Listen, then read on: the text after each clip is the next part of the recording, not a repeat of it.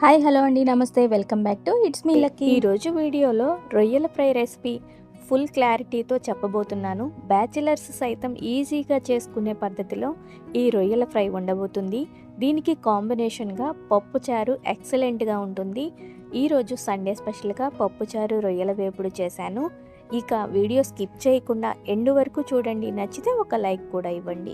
ఈ ఫ్రై కోసం 1/2 kg వరకు రొయ్యల్ని తీసుకొని పసుపు ఉప్పు వేసి నిమ్మకాయ పిండి కాసేపు గట్టిగా మద్దన చేస్తూ నీట్గా వాసన పోయేంత వరకు క్లీన్ చేసి పెట్టుకున్నాను. ఆ తర్వాత ఇందులో 3 పచ్చిమిర్చి, అలాగే ఒక పెద్ద టేబుల్ స్పూన్ తోటి అల్లం వెల్లుల్లి పేస్ట్, అలాగే ఒక నిమ్మ చెక్క కూడా పిండేసి కొద్దిగా ఆయిల్ వేసుకొని ఉప్పు కారం పసుపు టేస్ట్కి సరిపడా ఇప్పుడే చూసి వేసుకొని బాగా నీట్గా కలిపి పెట్టుకోవాలి. ఇలా అన్నీ వేసుకొని కలిపి పెట్టుకోవడం వల్ల ముక్కలకు మసాలాలన్నీ కూడా చక్కగా పట్టుకుంటాయి. ఒక 5 నిమిషాల పాటు ఇలా కలిపేసుకొని మూత పెట్టేసి రెస్ట్ కోసం ఒక 15 నిమిషాలు పక్కన పెట్టేసేయండి.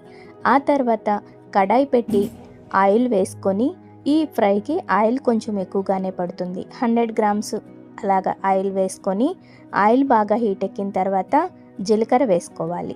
జీలకర్ర వేసుకున్నాక అవి కాస్త ఫ్రై అయిన తర్వాత ఒక 5-6 ఉల్లిపాయలు సన్నగా చిన్నగా కట్ చేసుకున్నవి వేసుకొని దోరగా వేయించుకోవాలి.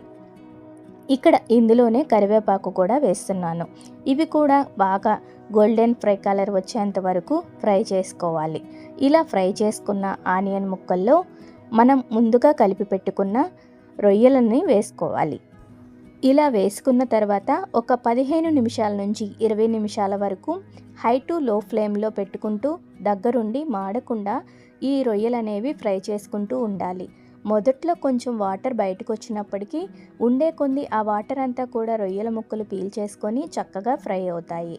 ఇలా అడుగంటే వరకు నూనె పైకి తేలేంత వరకు కూడా ఫ్రై చేసుకున్నాక కొద్దిగా ధనియాల పౌడర్, జీలకర్ర పౌడర్, అలాగే గరం మసాలా కూడా యాడ్ చేసుకొని దింపేసుకోవడమే. చూశారు కదండి, చాలా సింపుల్ వేలో రొయ్యల ఫ్రై చూపించాను.